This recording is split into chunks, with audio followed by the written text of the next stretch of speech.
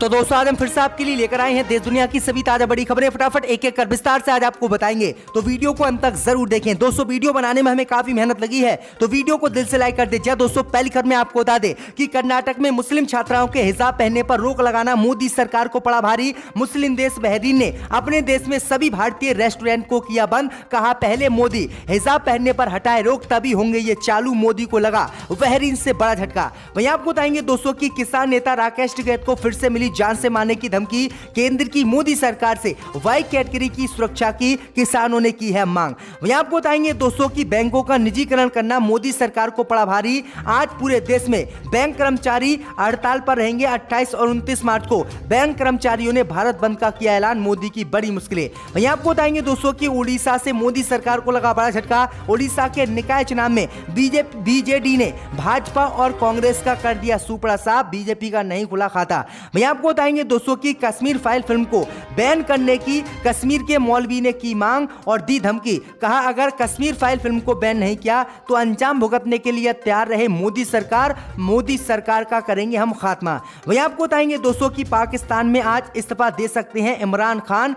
पाकिस्तान में गिर सकती है इमरान खान की सरकार, जल्द हो सकते हैं चुनाव। वहीं आपको बताएंगे दोस्तों की मायावती ने बीजेपी को दिया बड़ा झटका। मायावती ने बीजेपी के राष्ट्रपति पद के प्रस्ताव को किया खारिज। कहा भाजपा ने हमारे कार्यकर्ताओं को गुमराह करके उत्तर प्रदेश में बना ली सरकार। तो दोस्तों सभी खबरों को आपको एक एक कर बताने वाले हैं। वीडियो को लाइक कर चैनल को सब्सक्राइब कर दें और हमें कमेंट में बताएं कि आपके जिले किस राज्य से हमारी खबरों को देख रहे हैं। इसी बीच पर तो दोस्तों अगली खबर की ओर, तो हिजाब को लेकर मुस्लिम देश बहरीन से मोदी सरकार को लगा बड़ा झटका। कर्नाटक में हिजाब पर रोक लगाने के बाद मुस्लिम देश बहरीन ने अपने देश में सभी भारतीय रेस्टोरेंट को किया बंद। मोदी को झटका। जी दोस्तों आपको बता दें ये बड़ी खबर सामने निकल कर आई दोस्तों की कर्नाटक में मुस्लिम छात्राओं के हिजाब पहनने पर रोक लगाने को लेकर मोदी सरकार को मुस्लिम देश बहरीन से बड़ा झटका लगा है और इसी से नाराज होकर मुस्लिम देश बहरीन ने अपने देश में सभी भारतीय रेस्टोरेंट को बंद कर दिया है।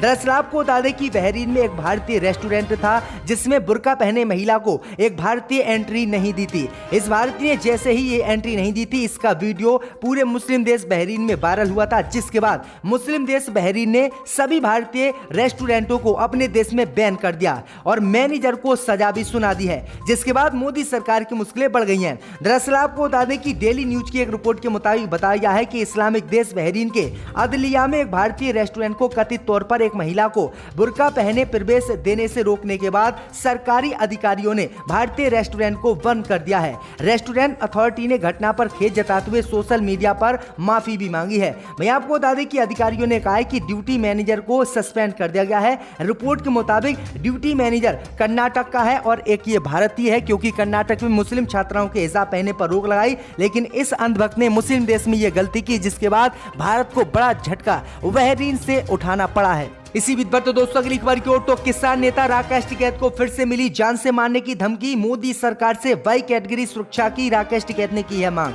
दोस्तों आपको बता दें कि केंद्र की मोदी सरकार की नाक में दम करने वाले किसान नेता राकेश टिकैत को एक बार फिर से जान से मारने की धमकी दी गई है। दरअसल आपको बता दें कि केंद्र सरकार की तरफ से लागू किए गए 3 नए कृषि कानून के खिलाफ किसानों के आंदोलन का नेतृत्व करने वाले भारतीय किसान यूनियन के नेता राकेश टिकैत को फिर से जान से मारने की धमकी मिली है।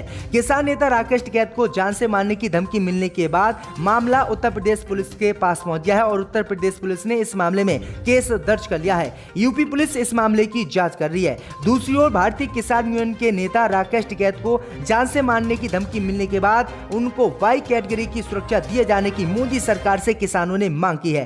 तो बड़ी अपडेट आई दोस्तों की किस तरह से मोदी सरकार के खिलाफ बोलने पर अब किसान नेता राकेश टिकैत को भी जान से मारने की धमकी दी जा रही है। इसी बीच पर तो दोस्तों अगली खबर की ओर, तो बैंकों का निजीकरण करना मोदी सरकार को पड़ा भारी। 28-29 मार्च को सभी बैंक कर्मचारियों ने मोदी सरकार के खिलाफ भारत को किया बंद। जी दोस्तों आपको बता दें ये बड़ी खबर सामने निकल कर आई दोस्तों कि बैंकों का निजीकरण करना मोदी सरकार को भारी पड़ गया। दरअसल आपको बता दें कि बैंक कर्मचारियों ने हड़ताल के लिए 28 और 29 मार्च को भारत बंद का ऐलान कर दिया है। वहीं आपको बता दें कि आज पूरे देश के बैंक बंद रहेंगे। वहीं आपको बता दें कि केंद्र की मोदी सरकार के खिलाफ बैंक कर्मचारी और मजदूर संगठनों उन्होंने भारत बंद का ऐलान किया है। दरअसल आपको बता दें कि बैंक कर्मचारी और मजदूरी संगठनों ने कहा है कि मोदी सरकार लगातार सरकारी बैंकों का निजीकरण कर रही है और उन्हें बेच रही है, जिससे उनकी नौकरी खतरे में है। अगर मोदी सरकार ऐसे ही देश के बैंक को बेचती रहेगी तो वो सड़कों पर आ जाएंगे और उनकी नौकरी चली जाएगी। वहीं आपको बता दें कि बैंक कर्मचारियों ने मोदी सरकार को चेतावनी देते हुए कहा है कि मोदी सरकार ने जिन बैंकों का निजीकरण किया है, जिन बैंकों को बेचा है, उन बैंकों के निजीकरण को मोदी सरकार वापस ले, नहीं तो ऐसे ही हमारा आंदोलन चलता रहेगा। वहीं आपको बता दें कि ये हड़ताल 28 और 29 मार्च तक चलेगी। तो मोदी सरकार की मुश्किलें एक बार फिर से बैंक कर्मचारियों ने बढ़ा दी हैं। इसी बीच पर तो दोस्तों अगली खबर की ओर तो कश्मीर के मौलाना ने फिल्म द कश्मीर फाइल को बैन करने की है मांग। कहा अगर इस फिल्म को बैन नहीं किया गया तो अंजाम भुगतने के लिए हो जाए तैयार। या दोस्तों आपको बता दें कि film the Kashmir file release से ही सुर्खियों में है। 1990 में कश्मीरी पंडितों के पलायन पर बनी ये फिल्म बॉक्स ऑफिस पर अच्छा बिजनेस कर रही है, लेकिन फिल्म से कथित भारतीय कुछ वर्ग ना खुश हैं, जो अब फिल्म निर्माताओं को कश्मीरी मुसलमानों का असली चेहरा दिखाने के लिए धमकी दे रहे हैं। इसी क्रम में शुक्रवार को जम्मू कश्मीर के राजौरी जिले के एक मौलवी ने विवादित बयान देते हुए कश्मीर फाइल के निर्माता और टीम और हिंदुओं को धमकी देते हुए कहा है कि अगर उन्होंने फिल्म द कश्मीर फाइल की स्क्रीनिंग बंद नहीं की तो उन्हें परिणाम भुगतने होंगे। उन्होंने कहा है कि जिस तरह से इस फिल्म को बनाया गया है, इसमें मुसलमानों को हिंदुओं का दुश्मन दिखाया गया है, जबकि जब हिंदुओं का पलायन कश्मीर से हुआ था तब लाखों मुसलमानों की जानें भी गई थी, लेकिन ये फिल्म में नहीं दिखाया गया। एक तरफा मुसलमानों के खिलाफ इस फिल्म में दिखाया गया है। इस फिल्म को उन्होंने कहा है कि इस फिल्म को जो है बैन करे मोदी सरकार। अगर मोदी सरकार इस फिल्म को बैन नहीं करेगी तो अंजाम भुगतने के लिए तैयार हो जाए। उन्होंने कहा है कि हमने 800 साल तक भारत पर राज किया था, लेकिन किसी हिंदू के साथ हमने अत्याचार नहीं किया, लेकिन मोदी सरकार को अभी सिर्फ 7 साल हुए हैं और किस तरह से मुसलमानों पर अत्याचार किया जा रहा है। इसी बीच पर तो दोस्तों अगली खबर की ओर तो पाकिस्तान में गिर सकती है इमरान खान की सरकार, आज इस्तीफा दे सकते हैं इमरान खान। जी दोस्तों आपको बता दें ये बड़ी खबर सामने निकल कर आई दोस्तों कि पाकिस्तान में इन दिनों राजनीतिक कोहराम मचा हुआ है और इमरान खान के लिए अपनी सरकार बचा पाना अब नामुमकिन हो चुका है। लिहाजा पाकिस्तान के प्रधानमंत्री इमरान खान राजधानी इस्लामाबाद में शक्ति प्रदर्शन के लिए विशालकाय रैली बुलाई है, जिसमें वो देश की विपक्षी पार्टियों को अपनी ताकत का एहसास कराते हुए इस्तीफा का ऐलान कर सकते हैं। पाकिस्तानी मीडिया रिपोर्ट के मुताबिक इमरान खान संसद में अविश्वास प्रस्ताव पर वोटिंग में जाने से पहले ही इस्तीफा देकर राजनीतिक शहीद बनने की कोशिश कर सकते हैं। दरअसल आपको बता दें कि आज पाकिस्तान के प्रधानमंत्री इमरान खान इस्तीफा दे सकते हैं और पाकिस्तान में इमरान खान की सरकार गिर सकती है। वहीं आपको बता दें कि अभी तक ये खबर सामने नहीं आई है कि इमरान खान के इस्तीफा देने के बाद नई सरकार का गठन होगा या फिर चुनाव होंगे। इसी बीच पर तो दोस्तों अगली खबर की ओर तो उड़ीसा निकाय चुनाव में भाजपा को लगा बड़ा झटका। उड़ीसा निकाय चुनाव में बीजेटी ने भाजपा का कर दिया सुपड़ा साफ, 95 सीटें जीती।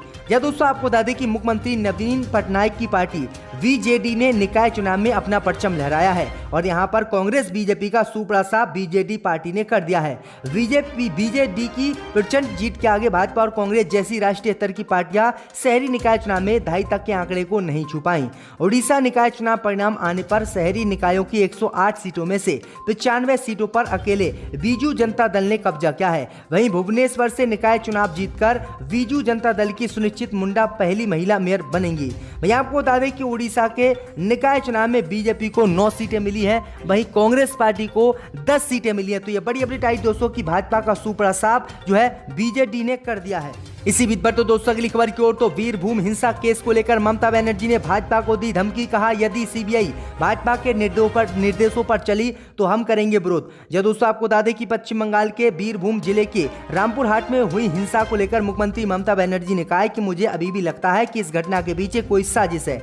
इस मामले की जांच सीबीआई को सौंपे जाने को लेकर ममता बनर्जी ने कहा है कि सीबीआई ने चार्ज संभाल लिया है, यह अच्छी बात है, लेकिन यदि सीबीआई इस मामले में भाजपा के निर्देशों पर चलेगी तो हम विरोध करने के लिए तैयार हैं।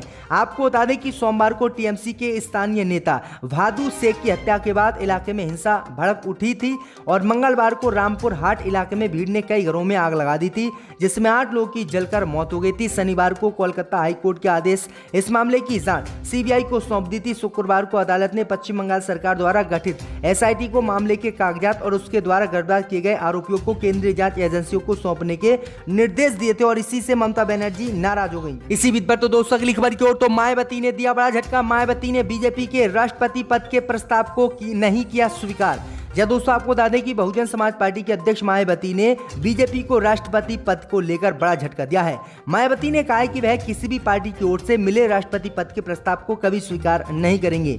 उन्होंने आरोप लगाया है कि भाजपा और आरएसएस ने उनके समर्थकों को गुमराह करने के लिए ये झूठा प्रचार किया था कि अगर उत्तर प्रदेश विधानसभा चुनाव में भाजपा को जीत दिला दी गई तो उनकी बहन जी मायावती को राष्ट्रपति भारत का बना दिया जाएगा। पार्टी की विधानसभा चुनाव में पराजय के बाद बसपा प्रमुख मायावती रविवार को यहां पहली बार आयोजित पद अधिकारियों, प्रमुख कार्यकर्ताओं और पूर्व प्रत्याशियों की समीक्षा बैठक को संबोधित कर रही थी। उत्तर प्रदेश में 4 बार रही मुख्यमंत्री जो है मायावती सिर्फ 1 सीट ही उत्तर प्रदेश में जीत पाई थी, जिससे उत्तर प्रदेश में जो है मायावती की पार्टी का सुपड़ा साफ हो गया और इसी से नाराज होकर मायावती ने बीजेपी के राष्ट्रपति पद के जो लालच दिया था राष्ट्रपति पद का, जो राष्ट्रपति बनाने के बाद बीजेपी ने किए थे, उसको नकार दिया है। तो ये बड़ी अपडेट आई दोस्तों कि मायावती ने बड़ा झटका बीजेपी को आज दिया है।